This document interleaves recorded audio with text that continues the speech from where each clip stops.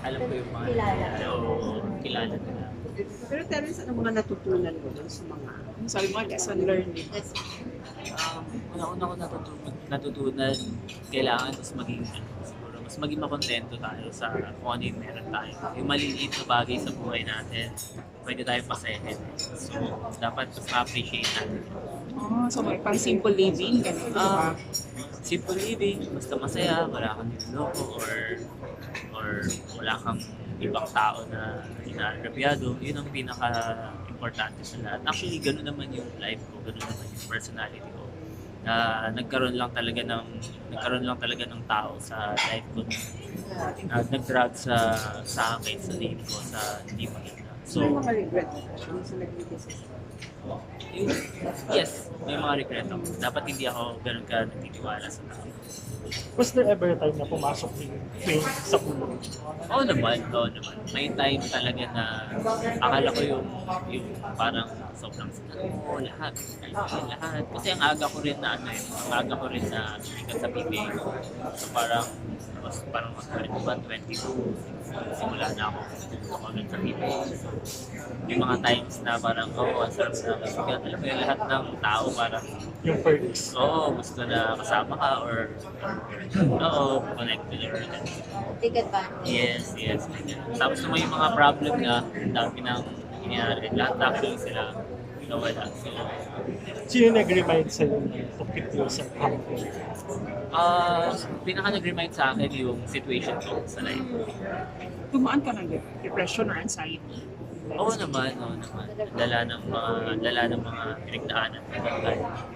Kasi yun yung time na sobrang laki nung nawala sa akin dahil nga naloko ko. Tapos,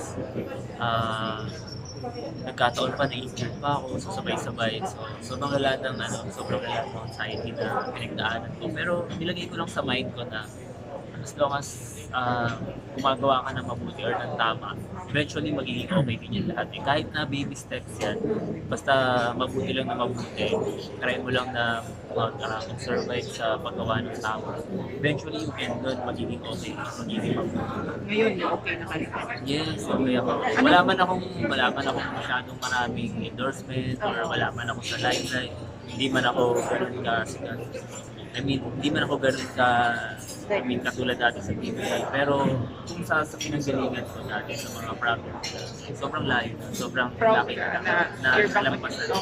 Then, last na lang, malaking bagay ba yung para maging stronger mindset mo, yung nag-detach mo sa social media na ipaalala sa'yo kung sino na yung mga halagang tao. Yes. Actually, ang pinakamalaking bagay na nangyari sa akin. Yung social media, hindi naman talaga ako sa social media. Pero yung pinakamalaking bagay na natutunan ko is yung sarili ko mismo mag-detach dun sa mga tao. Yes, dun sa mga tao na di ko kilala or hindi na ako nag-aaksaya ng oras sa mga tao na alam yung parang wala namang may dudulot na mabuti o hindi man wala namang wala namang magandang may dudulot sa sarili ko. So ako yung personality ko ngayon is gusto ko yung maayos na conversation, maayos na usapan, yung may natututunan ako. Kasi parang masyado na akong stress sa mga nangyari sa akin. So, Pero Terence, uso ngayon yung mga nag-resurface yung mga former issues sa buhay dahil nag-resurface sa social media. Marami kasi mga netizen ngayon nag-uhukay kung ano yung pagkatao ng isang tao. Handa ka ba kung sakaling makikita mo, syempre minsan mag-social media ka, madadaanan mo lahat yon? wala namang problema sa akin actually. Hindi naman ako, kahit yung time na nangyayari yung mga issue, yung mga problems ko, never ako nagtago or what. Never ako nagtago. Nakikita nila ako, bawas si Araneta, naglalaro ako, nasa practice ako, nasa PBA games ako, nasa practice ako ng San Miguel that time. So, para sa tao na pinagbibintangan nila na may ginawang mali, dapat nagtataguyan kung saan or what. Ako, hindi ako nagtatago or what. Kasi ano ko sa sarili ko na wala akong niloloko ng tao. It's not my personality. Karen, sabi mo kanina, hindi mo alam kung magaling ka umacting o hindi. Kasi tinatanong ka namin sa showbiz eh. Kung sakaling, Never ako nagtawag doon yung workshop. so kung sakaling Wala kang siya. gagawa ka ng project, meron ka bang naisip na tao na gusto mong makatrabaho dahil tingin mo maaalalayan ka niya, dahil palagay yung loob mo sa kanya? Actually, pagdating sa pag-acting, for sure marami naman magagaling na actor or di ba actress.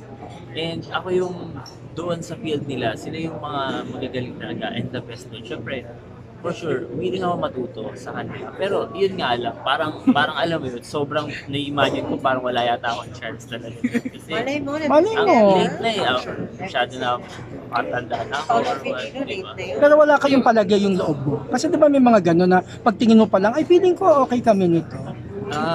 Meron naman siguro. Hindi ko lang manilip. Pero mukha namang lahat naman mababait. May nag-offer sa'yo before. No, wala. Walang nag-ano? Pero ito, Terence, sabi mo nga, fun na lang ta.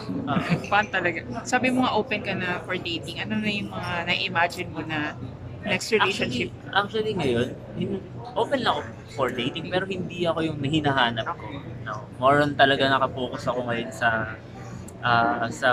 career ko. Paano ko siya, actually career ko sa basketball yung pinaka-focus ko.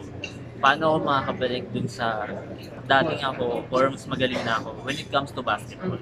Yun ang pinaka-pinag-focus ko ngayon. Hindi ko muna manilito. Kasi yun ang yun ang nagdala sa akin naman talaga kung nasaan ako eh.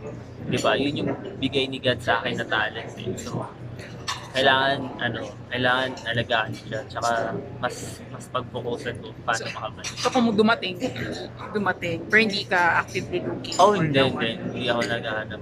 Galing din ako sa stress na relationship. Kakatapos lang actually. Kakatapos lang. Naniniwala ka ba, Terence, na kahit celebrity dapat may boundary sa fans?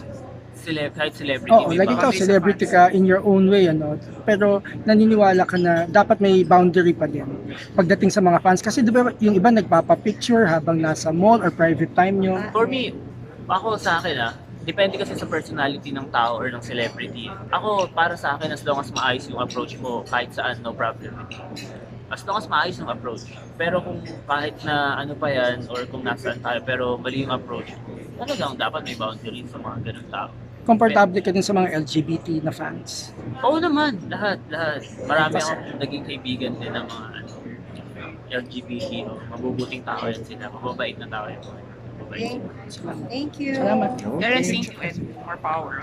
Thank you po, thank you. Karen, Thank you po. picture lang. Sige. Parang dito yung back.